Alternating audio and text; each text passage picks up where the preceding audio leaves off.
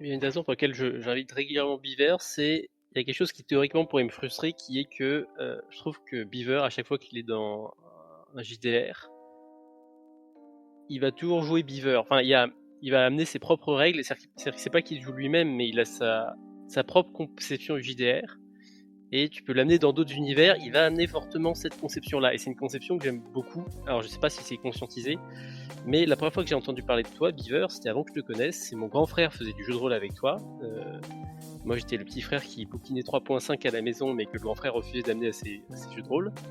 Et un jour, mon grand frère était rentré et avait râlé parce que un des joueurs était vraiment trop con, on avait besoin de lui et tout, et avait décidé de se suicider parce que, alors je sais plus si il avait été défiguré, il était narcissique ou quoi, mais il avait décidé de se suicider parce que dans la situation lui était devenue intolérable et voilà, le personnage s'était Oui, suicidé. je me souviens de Et cette. Tristan était Moi, en... je peux peut-être compléter un peu plus en détail si jamais c'est intéressant. Vas-y. Mais effectivement, c'était une partie de. C'était un one-shot de Donjons et Dragons 3.5, qui était la version avec laquelle on avait débuté.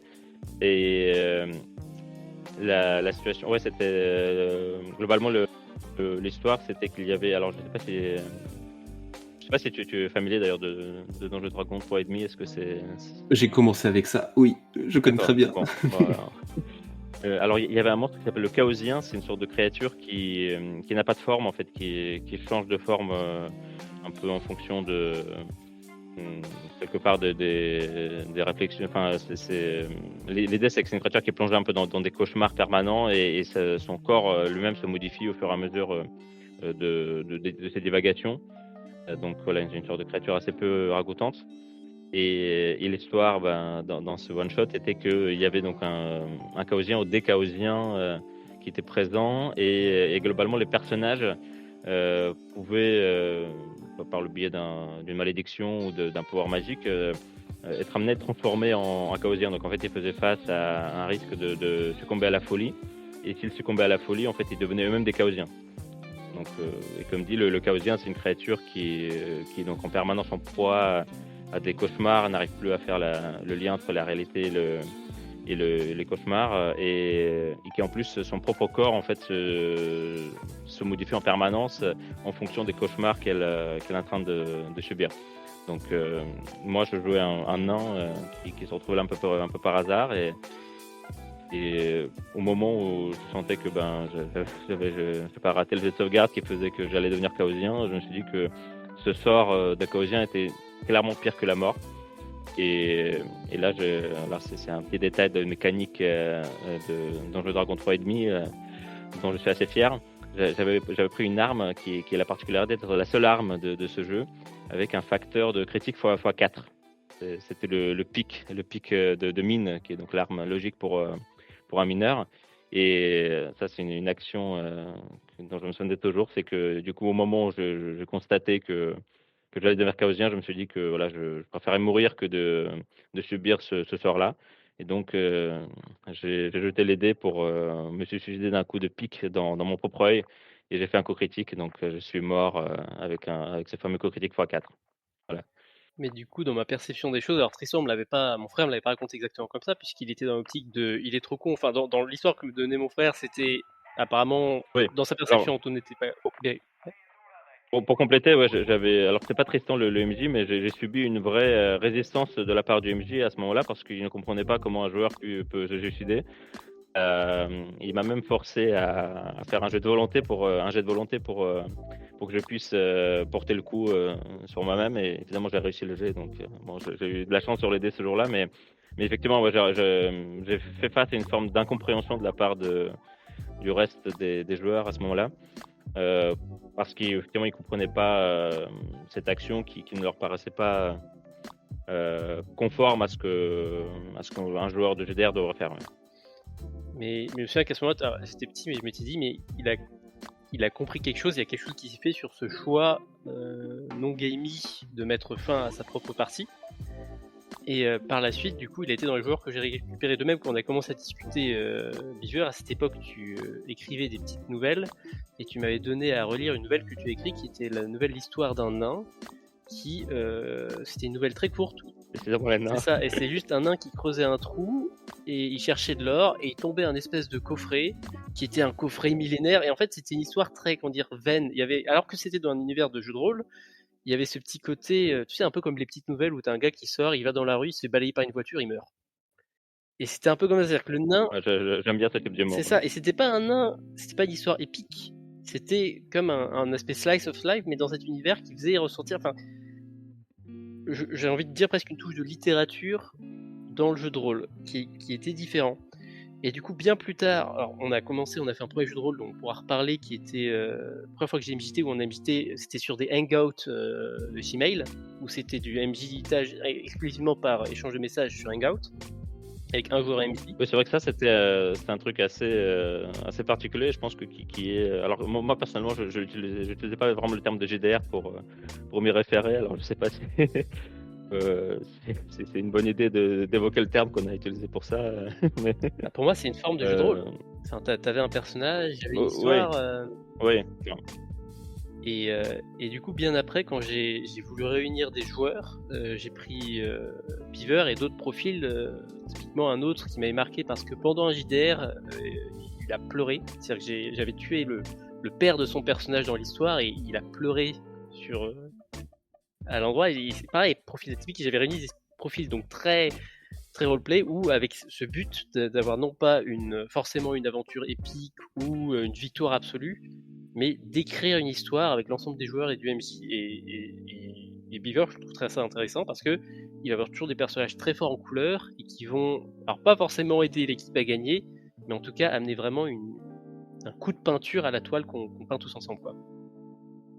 Et souvent, il y a des joueurs comme ça qui sont un petit peu hors du cadre, qui arrivent pour jouer un petit peu à la manière du théâtre un personnage, mais c'est pas du tout ce que je sens chez toi, Beaver, parce que tu dis justement non, j'ai appliqué les règles et le critique c'était x4 et les règles c'était ça. C'est même pas les règles ne me suffisent pas pour porter l'histoire, c'est non, les règles je les prends et je vais les réinsuffler par l'histoire que moi je voudrais raconter. Ce qui est pas tout à fait l'approche qu'on peut imaginer d'une personne qui arriverait avec un type de fiction un peu différent, quoi.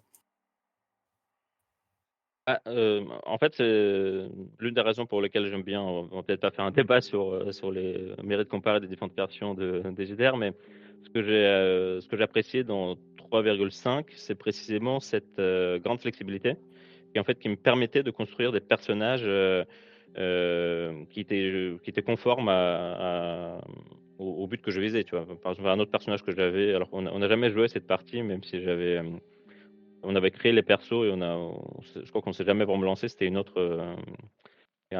autre projet de Landsberg était présent. J'avais créé un personnage, tu vois, c'était complètement absurde, tu vois. C'était un mec, une sorte de victime d'expérience sur des humains, une sorte de combattant qui avait été créé comme ça, et alors je sais plus ce qu'on avait fait exactement, mais on lui avait implanté des dents en acier, des griffes en acier aussi, et puis il avait une chaîne, tu sais, une chaîne avec des pics comme ça. Donc c'était une sorte de créature quasiment complètement sauvage, tu vois, qui grimpait sur les murs avec ses griffes en métal et qui jetait sa chaîne cloutée pour capturer ses proies. Donc tu vois, un truc complètement presque absurde, tu vois, mais ce que j'avais trouvé génial, c'est que cette créature-là, enfin ce personnage, j'ai réussi à construire sa fiche de perso avec exactement les compétences que je voulais, et en utilisant uniquement le manuel de joueur de base de Donjons et Dragons 3, c'est-à-dire qu'il n'y avait aucune règle maison, j'ai même pas utilisé les suppléments, c'était vraiment uniquement les options de règles qui étaient prévues dans le manuel du joueur. Enfin, la chaîne cloutée, c'était là. Tu avais les dons que tu peux choisir pour. Alors, j'ai dit que voilà, tu as le don pour le combat à main nue, qui te permet d'infliger des vrais dégâts à main nue. Et donc, j'ai dit que voilà, dans mon cas, c'était effectivement les griffes en métal qui étaient implantées dans les mains de ce mec. Donc voilà, en fait, je trouve que tu avais une liberté dans la construction des personnages qui était très grande et qui permettait finalement avec un peu d'imagination évidemment, de construire quasiment n'importe quel personnage que tu peux imaginer, tout en restant dans les règles. C'est très drôle parce qu'on a j'entends souvent des personnes dire oui, mais les règles sont plutôt une contrainte plutôt qu'elles sont émancipatrices, etc. Et toi, t'es dans l'autre sens, tu dis non, non, non, les règles bien employées permettent de décupler mon imagination et de l'introduire de la bonne manière dans le jeu de rôle. Et parce que le personnage que tu présentes, tu dis pour moi, il devait avoir des griffes, etc. Et tu trouves une manière dans le manuel de pouvoir avoir des griffes qui sont peut-être des points de moine ou je sais pas, enfin voilà, et de pouvoir le réinjecter. Et il y a un aller-retour en fait, les règles t'émulent plutôt qu'elles te restreignent, si je comprends bien. C'est très intéressant ce que tu dis, effectivement, décupler l'imagination, parce que moi, je pense que je suis quelqu'un qui a pas beaucoup d'imagination. Je n'ai pas une grande imagination. Je suis vraiment, je connais très bien cette notion d'angoisse de la page blanche, c'est-à-dire que j'ai beaucoup de mal à partir vraiment de zéro pour créer quelque chose. Ça vient pas. Et par contre, effectivement, c'est dans l'interaction avec d'autres que, au contraire, j'arrive à avoir plein d'idées, mais c'est toujours, il me faut toujours partir d'une base qui préexiste. Alors, ça peut être les règles, ça peut être aussi l'échange avec un autre joueur. Ben, c'est justement là-dessus où on a eu une période de jeu, mais que je pourrais presque qualifier alors je sais pas si Landsberg sera d'accord, mais que moi j'ai vécu presque comme une coécriture finalement d'une histoire ensemble, parce qu'en plus c'était à l'écrit avec Landsberg, mais effectivement ça m'a outre que ça m'a beaucoup amusé, je me suis rendu compte que finalement j'avais plein d'idées que j'avais proposé plein de choses, mais tout ça, ça ne peut exister qu'à condition que dans un premier temps il y a une base de départ sur laquelle travailler qui me soit fournie par ailleurs. D'accord. Tu peux me parler de ce format, Landsberg? Je crois que tu me l'avais rapidement évoqué quand on parlait. Tu me disais que c'était un truc qui avait duré plusieurs années et majoritairement écrit avec un seul joueur, c'est ça? Il y a eu deux choses. On a eu un JDR effectivement plus tard qui a duré pendant des années, également avec Beaver, qui est celui qui mentionnait où j'ai ramené les profils atypiques. Mais celui-ci par écrit a duré je ne sais plus combien de temps, un peu longtemps, mais peut-être pas des années. Mais ça a été en tout cas mon tout premier JDR. C'était mon premier. J'étais très jeune, hein, donc avec mes parents, j'ai pas le droit de sortir faire des soirées où mes parents étaient très stricts. Donc le hangout c'était mon moyen de communiquer un peu avec l'extérieur.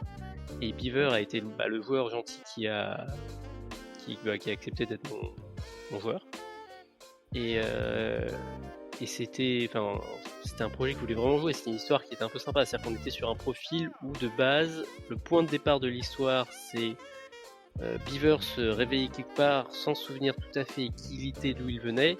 Et en fait, c'était un univers que j'avais imaginé où c'est l'après-vie, où les gens arrivent dans l'après-vie dans certaines conditions qui ont été définies par leur vie, et où ils ont ce double choix de soit ils vont essayer de retrouver qui ils étaient de leur vivant et d'essayer de se rappeler, de remettre les choses en place, ou d'embrasser leur nouvelle vie et de dire ok bon bah, de se lancer intégralement dans l'après-vie.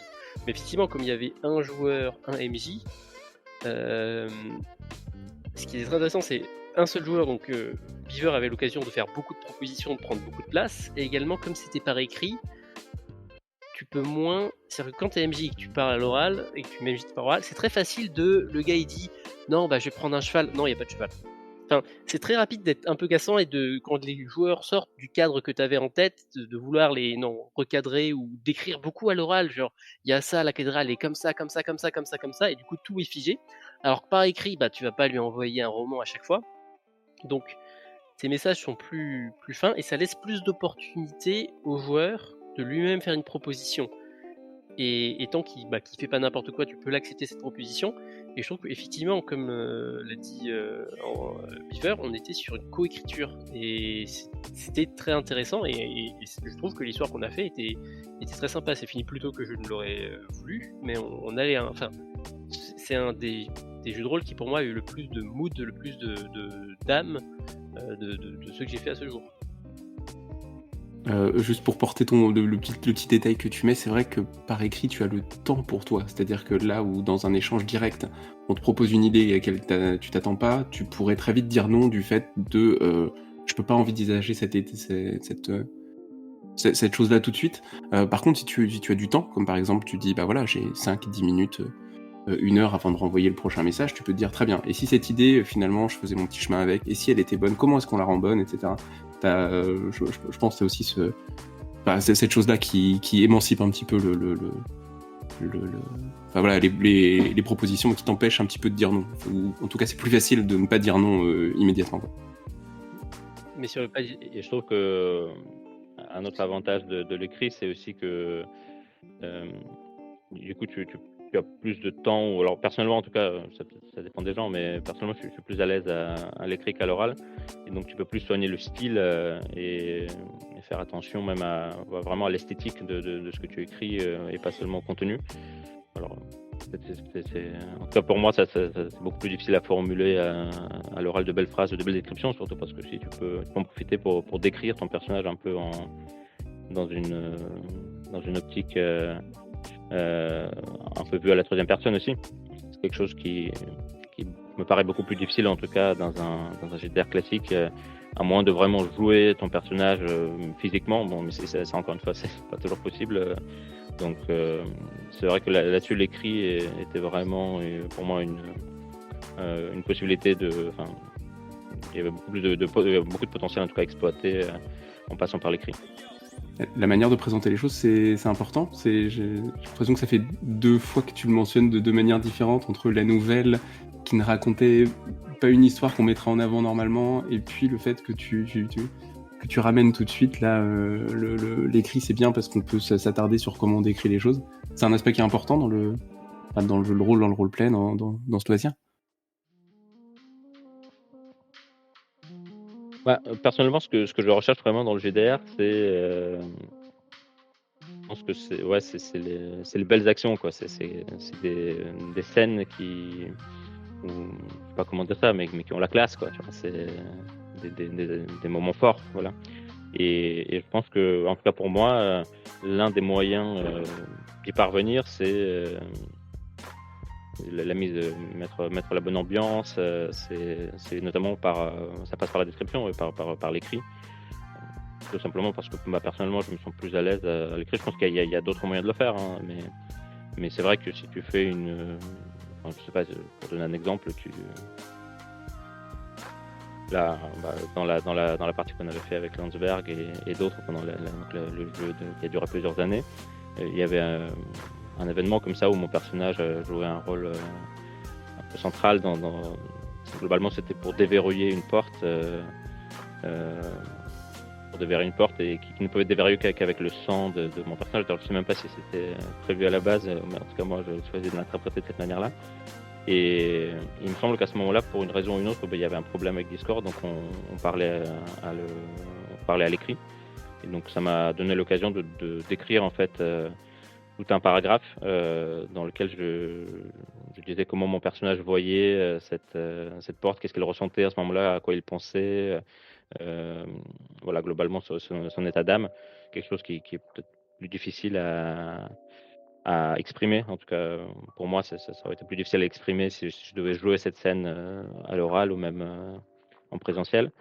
Et donc, tu fais ce paragraphe un peu de préparation avant de faire l'action elle-même. Et effectivement, l'action, elle va gagner d'autant plus d'importance elle va être d'autant plus marquante qu'il y a toute cette préparation où tu donnes un peu le contexte de comment le personnage voit les choses, comment il le ressent. Que si tu disais juste, je me coupe, je me coupe la paume de la main et je fais couler le sang sur la porte, quoi. Je perds un PV et puis c'est bon, ça l'ouvre. Ouais. Voilà. Et ça a rendu et de cette manière, sur les belles actions, c'est pas forcément que des actions épiques, et notamment Beaver est un des rares joueurs que je connais, avec Taiga qui était dans le même JDR d'ailleurs, qui parfois choisit volontairement d'échouer une action, c'est-à-dire décrit une action en décrivant, je vais pas lancer de dé ni rien, je l'échoue. Je pense notamment à un moment où tu essayais d'atteindre donc dans ce personnage, alors je te laisserai le décrire, Beaver, si à un moment c'est pertinent, mais était une jeune fille qui était petite, et à un moment il y avait un objet qu'elle voulait atteindre en hauteur, et à un moment, en plus c'était un moment critique, hein, c'est-à-dire que il y avait un dragon, enfin il y a des gens qui allaient mourir, hein. Et Beaver dit, vous voyez mon personnage, j'essaie de l'atteindre avec une épée, mais je suis trop petit, donc vous voyez juste mon personnage qui saute de manière ridicule en essayant d'atteindre l'objet avec une épée, mais ça ne marche pas. Tour suivant. Et c'était Et ça marchait très bien parce qu'effectivement, ça donnait un cadre, c'était très beau à voir dans l'action globale. Alors, c'est également le fait que je pense Beaver, que tu vois beaucoup de mangas parce qu'on voit vraiment une inspiration assez manga dans le Oui, ça burlesque c'est de sûr. ce Bah, moment. même dans le personnage. C'est ça, dans ce personnage, c'était réussi, mais effectivement, on avait vraiment, tout le monde a vraiment eu cette image de ce personnage avec l'agitation des bras un peu à la manga où ça bouge très vite comme un papillon. Et mais le choix de rater des actions volontairement, c'est quelque chose qui est, je trouve, très peu classique chez des joueurs de jeux de rôle. D'autant plus que là, tel que tu me le décris, il y a une espèce de combat tactique, c'est-à-dire quand tu perds ton tour, tu perds ton tour. Tu n'utilises Ah pas oui. ta ressource d'action, qui est une des ressources les plus importantes, voilà. Oui, c'est pas que de la déco, c'est vraiment un choix d'impacter en termes de gameplay une action. L'autre joueur que j'évoquais, de la même manière, jouait un paladin lâche, c'était son plaisir, et du coup, il était toujours hyper brave, etc. Mais régulièrement, il y avait des situations où il disait non, là je peux pas, et je hurle et je pars en courant. Et pour les autres joueurs, c'est une catastrophe. C'est le tank, c'est le gars qui était devant, qui était censé être au contact du monstre, et qui part en courant dans l'autre sens, qui de même part son action, ça sert à rien. Et il n'y a pas eu, normalement, il y a des règles pour ça, il y a des jets de peur qu'il est censé pouvoir lancer sur, voilà, tu fais un test de volonté, tu perds, tu fuis. Mais avec eux, j'ai jamais implémenté vraiment ces règles de terreur ou de peur ou de jet de volonté pour savoir est-ce qu'ils tiennent leur ligne, parce qu'ils le jouent d'eux-mêmes, et que de la même manière que c'était important pour eux quand ils disent bah non, mon personnage est un lâche, il fuit, ils prennent ses responsabilités de fuir d'eux-mêmes, à l'instant où leur personnage lâche se dit non, là c'est trop important, et c'est pas une question de c'est trop important pour gagner la partie, c'est j'ai cette jeune fille que je veux protéger derrière moi, j'ai cette personnage qui compte vraiment derrière moi, et donc là mon personnage qui a toujours été un lâche, il va se pisser dessus, mais il va tenir la ligne. Je vais pas leur demander de lancer un jet pour ça, je vais pas en tant qu'MJ leur faire cette insulte de non, faut que tu jettes un jet, et s'il rate ce jet il va fuir. Ben non, ça détruit toute l'histoire de leur personnage, qui est de ce personnage-là est tellement important pour eux, cette cause est tellement importante pour eux que là ils vont se battre. C'est là qu'ils vivent quelque chose de dingue, quoi. Il y a, c'est quoi? C'est une espèce de règle tacite entre vous? Si jamais toi tu choisis d'échouer certaines actions parce que l'histoire est plus belle, parce que ça fait sens, parce que etc. À un moment donné, je te renverrai l'ascenseur. Je pense pas que ça ait été fait comme ça, c'est-à-dire qu'il y a eu on autorise les gens à échouer de base, mais du coup effectivement, alors c'est pas tant renvoi d'ascenseur parce qu'il faut pas non plus que ça devienne un gameplay étrange de je fais exprès de faire tomber une tasse et derrière je vais faire un critique en tirant l'arc. C'était beaucoup sur l'aspect de la volonté, c'est les gens échouent volontairement des tâches, mais du coup effectivement, si à un moment il y a une action qui est pas game breaking, où c'est logique, où il y a une explication rationnelle que ce moment est très importante pour le personnage, oui, on peut appeler ça renvoi d'ascenseur, mais il faut que ce soit sur un endroit où ça rend l'histoire belle. Ça peut pas juste être gameplay. Bah là, je vais faire un critique sur mon arc, sur ce truc random de je vais être meilleur. L'histoire en sera plus belle, quoi. Je pense qu'on partageait finalement autour de cette table cette volonté de créer ensemble une belle histoire plutôt que simplement des joueurs qui combattent des monstres et le MJ qui leur met des monstres à combattre, quoi. Voilà. Landsberg, tu disais un petit peu plus tôt que tu allais chercher des joueurs comme Beaver et que ça t'intéressait beaucoup, et lui, à même titre que d'autres personnes. Et c'est pour ces moments de jeu-là, c'est pour ces attitudes de jeu à la table. C'est exactement ça. Il y a plusieurs choses que j'ai beaucoup valorisées chez un joueur, des qualités que je vais dévaloriser aussi. Mais il y a cette volonté d'avoir cette belle histoire ensemble, qui était quelque chose de critique parce que pour que Beaver puisse avoir ce plaisir de prendre le temps de raconter cette action et de la décrire, il faut que les autres joueurs aient le plaisir de l'écouter en fait. Et je connais des joueurs qui seraient juste en mode oui bon attends, prends ton tour rapide, après c'est mon tour, ouais, j'aimerais faire. Non, il faut que les gens aient cette même appétence. Et en règle générale, les joueurs cherchent des choses très différentes. Il y a des joueurs qui sont là pour gagner, il y a des joueurs qui sont là pour du purless, pour de l'épique, pour le triste, et il y a tellement de jeux de rôle différents, si les joueurs ne sont pas en train de venir chercher la même chose autour de la table, les gens vont pas passer un bon moment, quoi. C'est aussi bête que ça. Et là, j'ai réuni des joueurs qui avaient tous cette dimension pour l'épique, pour la narration, et qui seraient contents de passer du temps. Et tous les joueurs ont fait des propositions. On en a un autre, Boom, qui joue un orc. Au début, j'avais pas trop prévu les orcs dans ma campagne, et il a insisté pour jouer un orc. Et au départ, ça m'a un peu agacé parce que je vais pas préparer du lore en plus, il devait pas y avoir d'orcs. Et en fait, il a lui-même été une énorme force de proposition, de moments où autour du feu il se posait, il disait ah mais moi dans mon village on faisait ça, et il commençait à raconter le lore orc, Et c'était pas du lore qui était du tout prévu pour moi, mais il faisait attention à le mettre en place de manière à que ça n'empiète pas sur le reste du lore pour pas casser des choses sur le reste de l'histoire. Et je pense que tout le monde a profité, tout le monde a bien aimé ces moments-là. Et chacun a amené vraiment une pierre dans ce monde qui finalement est devenu extrêmement riche, autant de l'apport des joueurs que de la création originale du DMJ. Et c'est d'autant plus facilité, si je comprends bien, par le fait que les autres joueurs et joueuses autour de la table aiment bien écouter les histoires au coin du feu que cette personne va apporter, quoi. C'est ça, et t'es heureux d'écouter ça. Que ce soit des histoires au coin du feu pour l'orc, de l'introspection et parfois du burlesque de la part de Beaver, et des éléments comme ça. Et là-dessus, j'ai envie de faire un truc. Ce qui est marquant, c'est que je trouve que, pour avoir joué avec ces joueurs régulièrement, que certes il y a cette appétence-là, mais en plus il y a un côté que, comme si chaque joueur avait une espèce de pierre fondamentale, une note pure qu'on retrouve de manière où il vibre le plus fort. C'est-à-dire que Beaver, t'as toujours fait des propositions fortes, mais tu vois, typiquement, sur la première aventure que l'on a fait sur un hangout ensemble, j'ai envie de dire que la grande note de ton personnage, c'était loyauté, presque servitude, pour le plaisir de la loyauté et de la servitude, le devoir, la dévotion. C'est-à-dire que ton personnage a rencontré un autre personnage et s'est dévoué à cet autre personnage.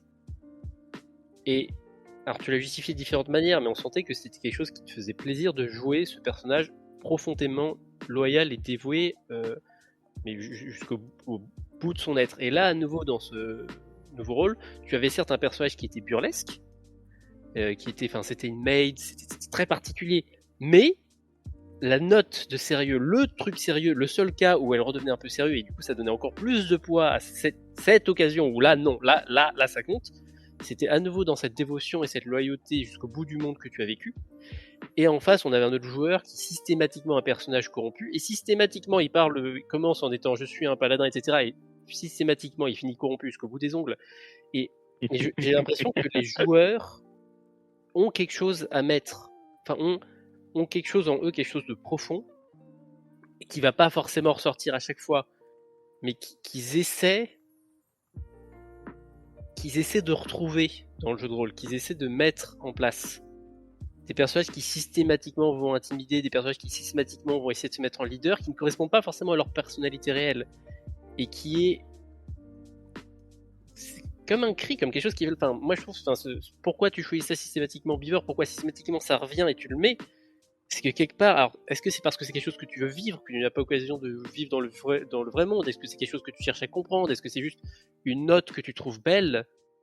Je sais pas, mais ça revient systématiquement, et c'est les notes qui vibrent de la manière la plus belle et la plus pure quand on les laisse vibrer. C'est intéressant ce que tu dis parce que, bon, on pourrait dire que c'est aussi lié simplement au fait que, il y a quand même des liens, ou des ressemblances entre les 2 settings dans les 2 cas qu'on a, et peut-être que 2 exemples, c'est pas suffisant pour que comme échantillon d'analyse. Mais c'est vrai que quand on pense à Taiga qui pourtant était dans le même jeu, donc a priori avec le même setting, et qu'il a choisi de le jouer de manière complètement différente, alors que théoriquement, enfin, tous les personnages auraient dû être loyaux dans cette histoire-là. C'est vrai que c'est pas inintéressant. Ouais. Il y a peut-être un truc comme ça. C'est pas que toi.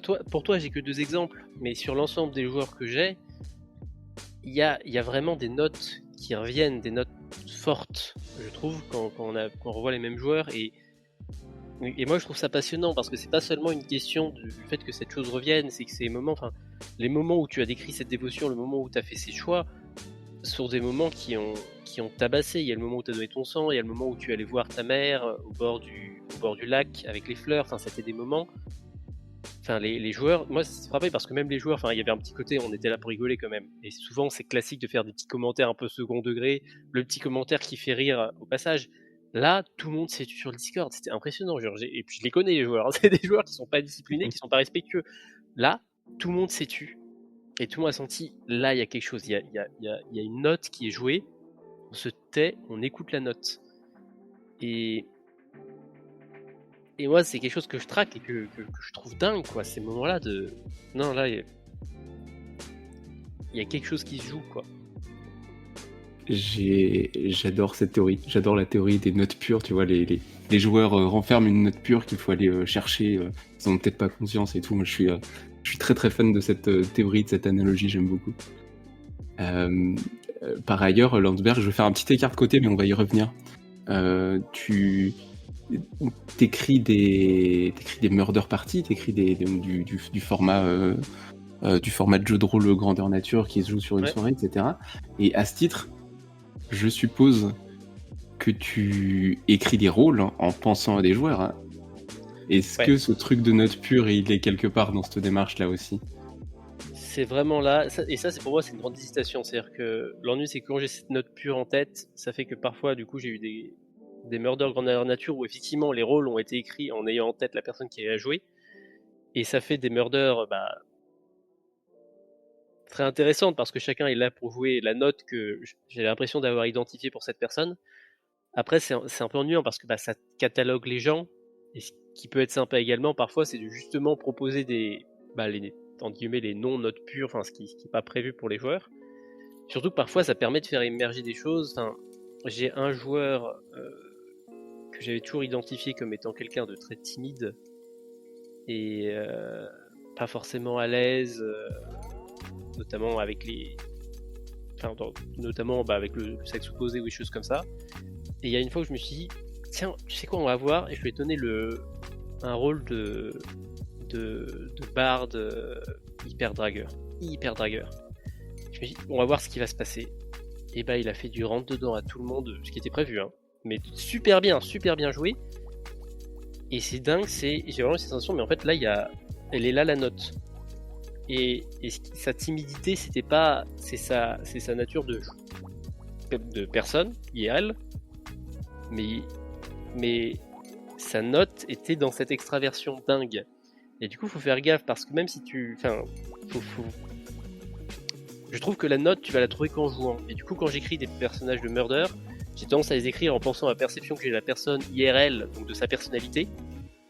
Et c'est seulement une fois que j'ai joué suffisamment avec quelqu'un, il faut jouer beaucoup pour avoir cette sensation de note, et là, effectivement, tu peux lui balancer la note.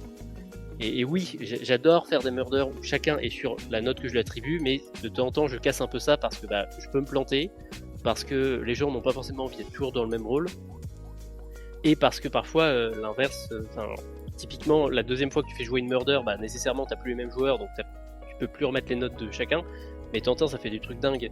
La murder Yakuza, par exemple, que j'ai écrit, c'est une murder avec un père et ses 3 fils, donc un setting très fermé avec beaucoup de liens familiaux.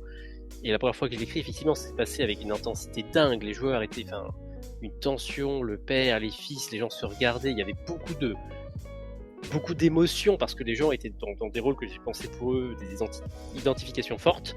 Et je l'ai refait jouer avec des genres auxquels j'avais pas prévu et qui n'étaient pas, c'est pas pour eux que je l'avais fait penser. Toute la murder s'est passée, c'était pété de rire. C'était il y avait clairement le rotéisme parce qu'ils étaient là genre ching chong chong. C'était un peu scandaleux. Et la murder est partie dans une direction complètement différente. J'estime que ça s'est quand même bien passé parce que tout le monde était pété de rire tout le temps et c'est bien. Mais effectivement, c'est le fait qu'ils aient pas été sur une note qui les fasse vibrer chacun, ça fait qu'ils ont tous pris leur rôle au second degré et c'est plus du tout la même chose, quoi. Beaver, j'ai une question pour toi. Est-ce que c'est rassurant quand je comprends que Landsberg, t'es beaucoup maître du jeu, organisateur, etc. Et que Beaver, toi, t'es beaucoup plus joueur la majorité du temps. Est-ce que c'est rassurant, Beaver, quand tu sais que tu joues avec Landsberg en face? Comme dit, j'ai pas énormément d'autres exemples, en tout cas récemment, hein, parce que effectivement, c'est plutôt Landsberg qui est un peu ma porte d'entrée pour le jeu de rôle aujourd'hui. Mais je pense que, effectivement, comme Landsberg l'a dit, il est là pour assembler des groupes de joueurs qui sauront apprécier le temps passé en commun. Alors, je dirais peut-être là où c'est peut-être rassurant, c'est qu'effectivement, comme moi, mon plaisir du jeu de rôle, c'est un plaisir un peu égoïste, hein, c'est-à-dire que, voilà, comme dit, je fais des trucs qui sont souvent un peu en décalage avec la perception un peu standard du jeu de rôle. et surtout peut-être je cherche à faire des trucs qui me font plaisir plutôt que de faire des choses en pensant au reste de l'équipe, au bien de l'équipe ou quelque chose comme ça. Donc si Landsberg est en mesure de rassembler un groupe dans lequel les autres joueurs soit sont dans la même démarche, soit sont en tout cas sont capables de comprendre, voire même d'apprécier cette démarche-là. C'est vrai que c'est sans doute préférable à un jeu de rôle plus classique où peut-être j'aurais moins de... Alors, peut-être que moi j'aurais autant de plaisir, mais en tout cas les autres en auront bien moins à me supporter. Tu trouves que tu joues de manière égoïste, c'est ça? C'est la manière dont tu... Bah, globalement oui, c'est-à-dire que ce que je cherche c'est de jouer mon personnage tel que moi j'entends de jouer le personnage et faire de belles actions qui me paraissent belles, mais effectivement c'est mieux si les autres partagent cet avis.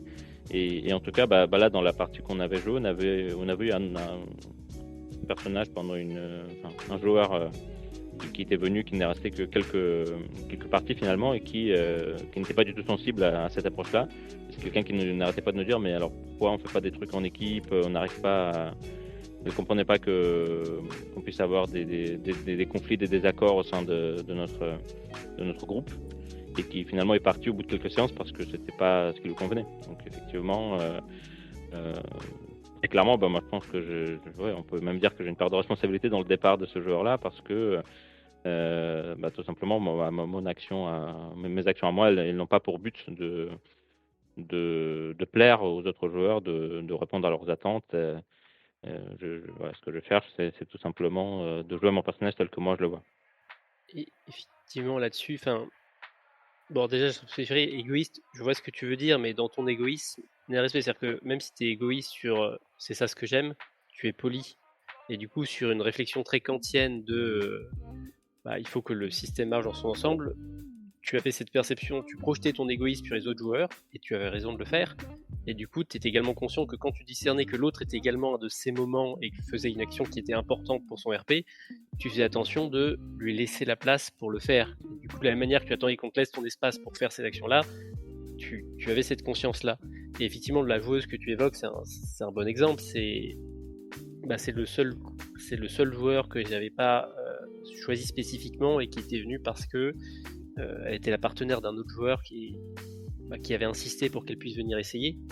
Et effectivement, elle n'avait pas cette perception-là du jeu des belles actions, des belles histoires, et elle était dans une logique de tous ensemble, on doit coopérer. Ouais, c'est ça comme un jeu de coopération. On doit coopérer pour atteindre des objectifs, et l'équipe va travailler ensemble pour terminer le donjon. Mais du coup, effectivement, quand un joueur faisait une action qui était non constructive dans la résolution du donjon, ou même faisait des RP les joueurs s'entendaient bien, mais les personnages souvent étaient en friction. Il y a eu certains moments, des discussions où après la séance, les gens se sentaient besoin de dire, et juste, je t'aime bien, hein. Donc là nos personnages on s'engueule, mais je t'aime bien, c'est vraiment pas personnel, et les autres qui oui, c'est bon. Mais ces frictions-là, cette joueuse ne risque pas vivre, parce que quand un personnage lui coupait la parole, pour tout le monde c'est trop bien, on est vraiment dans cette ambiance de taverne, on s'engueule, mais non, mais tu peux pas dire ça, c'est vraiment un connard ce gars, on peut pas faire ça, nan. Mais pour elle avait cette sensation de se faire couper c'est comme se faire couper la parole dans la vraie vie, et dans ce cas c'est très désagréable. Pour moi, l'un des moments forts de cette partie-là, justement en parlant des frictions entre les personnages, il y avait un moment où mon personnage avait fait vraiment un truc mais absolument infâme, hein. C'était vraiment horrible ce que mon personnage avait fait. Et alors là, il y avait un autre joueur qui s'est énervé, tu vois, et qui me disait oui, c'est pas ton personnage qui fait un truc horrible, c'est toi qui es horrible.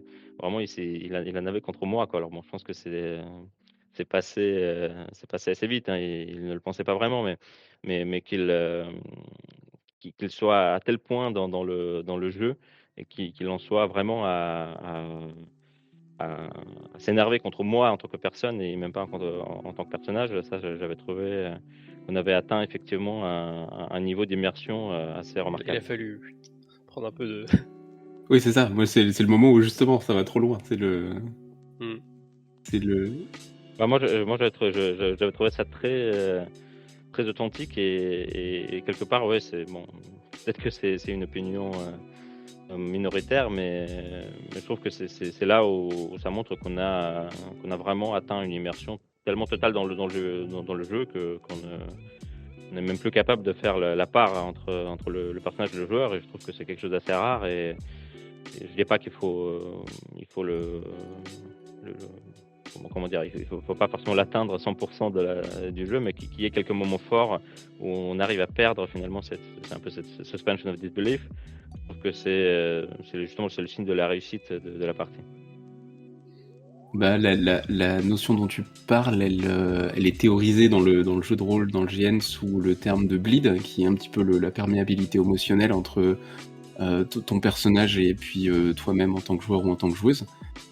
Et tout le sujet, c'est de savoir le bleed que tu veux, le bleed que tu veux pas, quand est-ce qu'il faut savoir ouvrir, fermer ses vannes de bleed, parce que quand ton personnage fait une réussite critique qui gagne, tu veux que le bleed t'atteigne, tu veux être, tu veux la joie, tu veux partager sa joie si tu veux. Et à contrario, quand ton personnage est en proie à des émotions négatives, à de la colère, à de la tristesse, tu veux pouvoir mettre des barrières à un moment donné, tu vois. Donc il y a donc le mot qui est derrière, c'est le Non, bleed, vas-y. D'accord, oui, effectivement, je connaissais pas ce terme, mais je suis pas forcément sûr que bon, c'est peut-être plus une question philosophique que du jeu de rôle, mais qu'il faille nécessairement se fermer, bloquer la souffrance. Je pense que la souffrance, c'est une émotion qui fait partie de l'expérience humaine et ça peut aussi être une forme de beauté au même titre que la Et joie. c'est également quelque chose que tu as cherché. Je veux dire, ça avait marqué quand tu étais allé confronter la princesse dans le palais. Bon, on va pardonner tout le contexte parce que c'est une grosse histoire, ça mettra un peu de temps. Mais pour que Beaver voit de quel moment je parle. Et donc c'était le sosie de la princesse. Et je pense que quelque part, IRL, tu savais que ton action allait confronter ton personnage à une énorme culpabilité et allait l'amener à réaliser, enfin, à faire une grosse erreur et à vivre la culpabilité. Et IRL, tu avais, je pense, tous les éléments pour savoir que ton action allait amener beaucoup de souffrance à ton personnage, sens psychologique, que tu vivais directement par le bleed parce que tu étais très investi dans ton personnage et tu as poussé cette action jusqu'au bout. Tu l'as fait, tu t'es confronté. Je me souviens de ton personnage à ce moment-là, c'est écroulé. Enfin, t'avais décrit une action très dans le pathos, avec toi qui est tombé au sol. Alors je sais plus si tu pleurais ou tu criais, mais c'était très très dur. Et tu étais allé le chercher, ça, ce moment de personnage brisé, quoi. Oui, complètement. Oui, c'est même pas le seul exemple. Hein, c'était pareil dans le JDR. Par Hangout où clairement il y avait une sorte de démarche un peu introspective de ce personnage qui perd peu à peu ses repères et qui finit par s'engager dans une action qui est ouvertement destructrice. Hein, et même et pareil dans ce GDR avec la princesse où ouais, je pense qu'à de nombreuses reprises je fais des choix qui me paraissaient être des choix narratifs intéressants, mais oui, qui n'est pas forcément dans une logique je sais pas, de recherche du bonheur optimal pour mon personnage ou même de son autoconservation. Alors, tu voulais dire quelque chose Non, surtout vas-y si t'es... et en fait, je trouve qu'on retrouve la notion quand on parlait de la vraie note un peu plus tôt, de cette note qui vibre fort, je pense qu'il y a vraiment également une question de quelque chose qui a expulsé, à sortir, à donner. Et je pense que là, sur ces éléments que tu évoquais, Beaver, tu as cette chose que tu as besoin d'expulser. Et quand on reprend cet autre personnage, Taiga, dans toutes les choses que je lui ai fait jouer, et je l'ai fait jouer en JDR, je l'ai fait jouer en Murder, on a fait des jeux de plateau, on a joué toutes les meilleures possibles. Bon, il y a eu la corruption qui est un thème classique, mais quand la corruption n'est pas implantée dans le jeu, il y a la trahison. C'est-à-dire systématiquement, il va trahir, mais il va le faire de manière RP, quoi. C'est-à-dire que c'est pas, il va jamais, c'est si tu lui donnes suffisamment de temps, c'est-à-dire que si la partie est trop courte et qu'il fait un one shot où il joue en paladin loyal, effectivement c'est dur. Mais s'il a le temps de développer son perso, ça va forcément revenir à, d'une certaine manière, la trahison justifiée. Et pourtant, le gars, enfin c'est pas pour rien que c'est un très bon ami à nous depuis la primaire. Enfin, primaire pour Beaver, je l'ai rencontré un peu plus. Alors, primaire pour mon petit frère, bon, en tout cas, très vieil ami. c'est pas un traître hier, enfin il a une amitié qui est très loyale et c'est un gars qui est très, enfin c'est pas un traître dans la vraie vie, mais d'une manière ou d'une autre, il a besoin de mettre ça sur la table, d'avoir cette thématique qui revient. Et ça, c'est quelque chose que j'essaie de comprendre. Est-ce que c'est un trauma d'enfance qui revient? Qu'est-ce qui fait que ce truc doit revenir et doit être sorti par le personnage et c'est quelque chose qu'il aime, quoi. Et Enfin, est-ce qu'il aime. qu'il est en exploration de choses dont il peut pas faire de manière sociale vis-à-vis de lui-même dans le reste de sa vie, ou je sais pas, c'est des... C'est possible. C'est possible. Je sais pas. Après, pour moi, c'est une question thématique. C'est-à-dire que la trahison, c'est-à-dire que de la manière. C'est la thématique de la trahison, genre, c'est pas il aime trahir, c'est la thématique de la trahison. Parce que s'il peut pas trahir, par exemple, il va également beaucoup explorer le sentiment de se faire trahir. Le sentiment d'être trahi. C'est également quelque chose qui va beaucoup le faire vibrer. Donc je sais pas si c'est une question d'acte social ou plus d'une thématique qu'il a envie de voir forcément dans l'histoire. Parce que de la manière, toi aussi, Beaver, effectivement, toi aussi, tu vas chercher ça. Enfin, alors pas la trahison, mais du coup, plus donc soit la loyauté, dévotion et introspection, douleur, souffrance, Sacrifice. sacrifice, très bien. Mais tu vas également beaucoup le respecter et le valoriser et le chercher chez les autres. Si tu croises un. Alors, tu vas dire, c'est roleplay pour un personnage qui est dans le sacrifice de respecter les autres qui se sacrifient. Mais je pense que même en tant que joueur, il y a cette recherche-là aussi, et quand les gens vont explorer ça et ces moments de spleen, de trucs, tu te jettes dedans, quoi. Et tu as raison. Vous aviez déjà parlé de cette théorie des notes pures avant notre discussion, juste pour savoir, ou si Beaver, toi, tu l'apprends en même temps que moi. Non, pas vraiment. Il me semble pas qu'on en ait vraiment parlé dans le détail. Non, on n'est pas. C'est quelque chose qui me trottait par la tête dans la tête depuis un moment, mais c'est juste, bah, j'ai rarement des gens assez tarés pour leur en parler. Non, Merci beaucoup. Et puis même, non mais tu vois, genre, t'as peur de faire peur aux joueurs, c'est-à-dire que si que je commence à expliquer à un gars en murder en mode j'ai ta note pure et je vais te faire jouer un personnage qui ta note pure, non, ça catalogue, c'est désagréable, c'est pas le but. Mais c'est juste quand on a discuté, je me suis dit mais ça c'est quelque chose dont quand tu m'as dit que tu voulais une discussion un peu atypique et pas forcément juste de vieux briscards qui racontent leurs souvenirs, je me suis dit que ça c'était un thème c'est quelque chose que j'avais en tête. Je me doutais qu'éventuellement cette discussion pouvait sortir, et en plus quand j'ai vu au début, en fait je pensais pas être avec Beaver, je pensais être avec Braze, enfin, c'était pas le pairage que j'avais prévu, mais avec Beaver en plus c'était parfait pour en parler aussi, du coup j'étais très content d'être avec Beaver pour en parler. C'est très cool. J'aime beaucoup découvrir des nouveaux trucs en jeu de rôle, et donc du coup, bah, là vous me régalez en parlant voilà, des notes pures, des choses qu'il faut sentir chez les personnes, mais que tu sens au fur et à mesure du jeu, que c'est des choses qui reviennent, ou ce sur quoi... Moi j'aime bien le principe de résonance. C'est que ce sera pas, t'es pas obligé de le jouer, mais si tu l'amènes, si c'est amené d'une manière ou d'une autre, il y a une résonance, tu vois, il y a quelque chose qui ça fait résonner jusqu'au plus profond de la personne. J'aime beaucoup cette théorie-là. Comment on fait pour... Comment est-ce qu'on t'en vient à trouver les notes pures des personnes qui sont autour de toi, avec qui tu joues, avec... Parfois ça peut se faire sur une action, un moment où la révélation est nette. Je t'avais parlé de la révélation peut être soudaine, je t'ai parlé de ce personnage timide qui a trancé le séducteur. Et pour moi, je suis en mode, ok, bah, je l'avais pas cerné. Et sur cette action, ça a été évident. Et parfois, ça peut se faire par l'expérience et par le fait, ce que je décrivais plus tôt, qui est que la thématique va revenir une fois, deux fois, trois fois. Bah, après, tu lui donnes le personnage qui va avec, et là, ok, c'est ça. Et c'est plus ou moins facile. Genre, c'est facile d'en parler avec Beaver parce qu'il a une belle note pure qui s'assume bien. Si j'étais assis avec Taiga à dire, mais si t'as une note pure qui est la corruption et la trahison, je sais pas comment il le prendrait.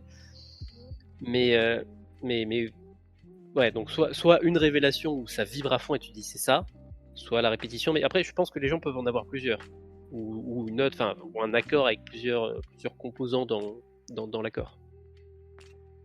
Plusieurs points de résonance, ouais, ok, je comprends bien.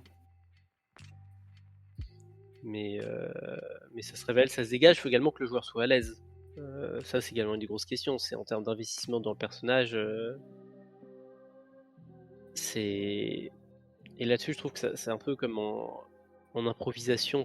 Il y a beaucoup je fais de l'improvisation à côté. Je trouve qu'il y a beaucoup de ponts entre l'improvisation et le jeu de rôle. Et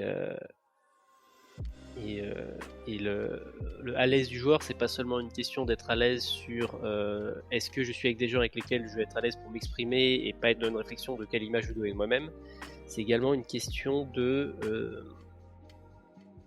tu vois, j'avais eu par exemple un théâtre d'improv où après la séance, ça s'est très mal passé parce que tu avais une des actrices qui avait été plusieurs fois, qui pendant la séance d'improvisation a été 3 fois dans des rôles où elle a joué un personnage féminin très sexualisé, très caricaturé, et elle était pas du tout contente parce qu'elle avait dit, alors même si c'est de l'impro, donc théoriquement elle choisit son rôle, elle a dit qu'elle s'était sentie pressurisée vers ce personnage-là.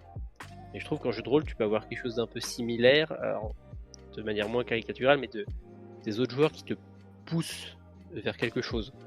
Par exemple, en GG2A, où j'ai 3 personnages qui ont des personnages très en couleur qui font n'importe quoi, le 4ème personnage se sent obligé d'être la colle et de passer son temps à rattraper les autres personnages, à les ramener, à les sauver, à les aider. Et donc il y a quand même cette grosse question également de est-ce que le setting des autres joueurs te laisse t'exprimer et te laisse explorer les choses qui te font plaisir. Je sais pas si je suis clair. Si. Mais en plus, tu dis que Beaver, lui, il est très à l'écoute des notes des autres et des moments des autres. Et donc, en fait, enfin, si je comprends bien la manière dont tu l'amènes, c'est que Beaver, en tant que joueur, est aussi facilitateur de ce que chacun peut apporter, quoi. Si j'essaie de le résumer. Oui, mais c'est-à-dire que Beaver est au niveau 1. C'est-à-dire qu'il respecte l'espace des autres, c'est-à-dire quand il sent qu'il se passe un truc, il va faire en sorte de ne pas faire une action qui pète le moment de l'autre, il va éviter de casser l'autre, il va lui laisser l'espace pour le faire, ce qui est très bien. Mais parfois tu as le niveau 2, ce qui est rare, c'est les joueurs qui font la passe, comme au volleyball, qui vont monter la balle et qui vont sentir, là il y a moyen de faire quelque chose, et ils font la passe. C'est rare, les joueurs comme ça, c'est très, très peu classique. Je pense que Beaver en a le potentiel parce que il identifie ses moments, il le sent, il a cette sensibilité. Mais là, et ça donne une finesse parce que il faut pas, t'as pas non plus envie de negate ton propre personnage, enfin de faire une action qui a aucun sens dans ton personnage pour faire la passe. Mais certains joueurs font ça et je trouve ça vraiment épatant, ce moment de il a envie de vivre ça et je vais lui laisser, enfin j'ai moyen d'influer le setup pour que ma note donne naissance à une des siennes, enfin pour que ça se fasse ensemble. Je lui fais la courte échelle. Ouais, c'est ça. Et il y a des actions qui étaient intéressantes. Et puis après, tu vas à la courte échelle, tu peux également avoir des choix forts de quand est-ce que ça vaut le coup de mettre fin à l'autre, et notamment à la session qu'on a parlé avec des joueurs très hauts en couleur, sur la fin de l'histoire, il y a un des joueurs qui avait été ressuscité par un autre et qui était donc devenu sa création. Et il savait, par définition, que si son créateur mourait, il mourrait aussi. Et à la fin de la partie, à un moment, il a tué son créateur, en sachant pertinemment que ça le tuait aussi. C'est magnifique. Et ça avait été un moment qui avait été dingue. Et ce que je trouvais fou, c'était un moment où des joueurs qui étaient très... Avec le joueur qui avait... Enfin, le jeu qui avait toujours été très dans... Les joueurs se respectaient beaucoup, étaient très précautionneux sur je fais des propositions, mais je vais éviter d'empêcher l'autre de jouer son histoire. Là, il avait assez compris le joueur en face pour savoir ça, c'est une belle fin pour nous deux. Et je vais prendre ce choix d'autorité qui est de tuer un autre joueur. On a joué ensemble plus de 2 ans et ça s'était pas fait, quoi. Enfin, personne n'avait tué un autre joueur. Et là, ok, et ça va être la bonne fin pour nous deux. C'est je vais te tuer et mourir en même temps. Et c'était le bon moment, effectivement, pour le joueur qui s'est fait tuer, de se faire tuer. C'était un moment fort. C'était un prêtre qui était à ce moment-là en train de servir au catalyse pour son dieu. Et c'était un moment qui avait été dingue. C'est-à-dire que les joueurs étaient tellement impliqués dans le. Typiquement, le prêtre avait servi de channel de catalyse. C'était laissé faire posséder par son dieu. Et je l'ai laissé jouer avec son dieu en fait.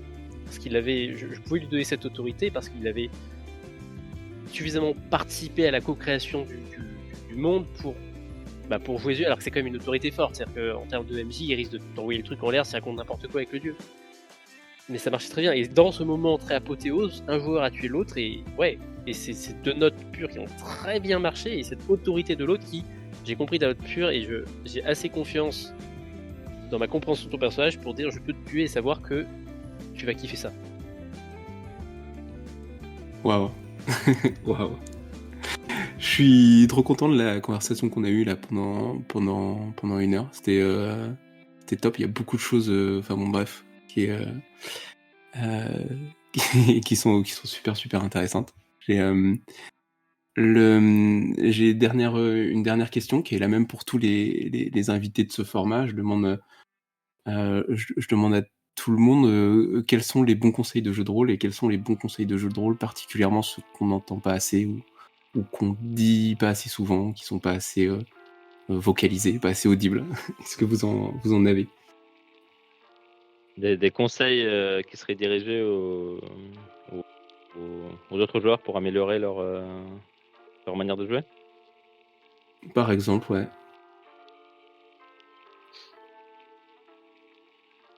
Je sais pas si c'est un bon conseil, mais moi, personnellement, ouais, je dirais qu'il faut essayer de jouer son personnage et finalement se concentrer sur l'histoire qu'on a envie de vivre. Et peut-être que si on y croit suffisamment fort, on finira par vraiment vivre cette histoire-là. Voilà. Après, encore une fois, je suis pas sûr que c'est un bon conseil c'est peut-être un bon conseil pour vivre une bonne histoire, pas forcément un bon conseil pour se faire apprécier autour de la table, mais en tout cas, c'est ce que je pense, moi. Moi, je pense qu'il faut expérimenter beaucoup, dans le sens que le JDR a plein de plateformes, et je trouve que aujourd'hui, si je kiffe beaucoup le JDR dans toutes ses notes, c'est comme quand tu apprends à apprécier du vin, tu dois apprendre à reconnaître les tanins, les différentes tonalités, après tu vas les retrouver dans le vin. Et il y a certaines choses que tu vas pas découvrir si tu te forces pas à les découvrir. Et un jour jouer un personnage où tu penses autant, tu vas se dire aujourd'hui je vais jouer un personnage aveugle, sans bras, un personnage avec beaucoup de limitations. Tu vas découvrir les plaisirs que c'est, les rires que tu peux avoir d'avoir un personnage qui échoue plutôt qu'il ne réussit et qui est limité. Et par la suite, quand tu seras à nouveau dans une partie normale et que ton personnage va subir un revers et va se faire, tu vas apprendre à aimer cette limitation pour le pathos que tu peux vivre avec, mais également potentiellement pour le burlesque que ça peut créer. De même, en faisant ces hangouts écrits, tu peux vivre des choses. Brace, que tu as déjà rencontré, effectivement, j'ai joué avec lui et il m'a fait cette proposition d'un personnage qui était un corbeau. Il coassait dans ces blocs de texte, mais c'était des œuvres d'art. T'avais l'impression de te faire coasser dessus par un corbeau très désagréable qui parlait au nom de son dieu. Mais en fait, en ayant vu ça, tu vois la proposition que c'est. Et tu dis, mais effectivement, je peux livrer ça aussi. Et je trouve que le fait d'aller expérimenter des modèles différents, des joueurs différents et des approches différentes dans le personnage que vous allez jouer, ça va vous permettre de vivre des panels auxquels de base vous n'étiez pas sensible, et derrière, d'être sensible à ce panel-là du jeu de rôle quand vous allez le trouver sur des parties plus classiques.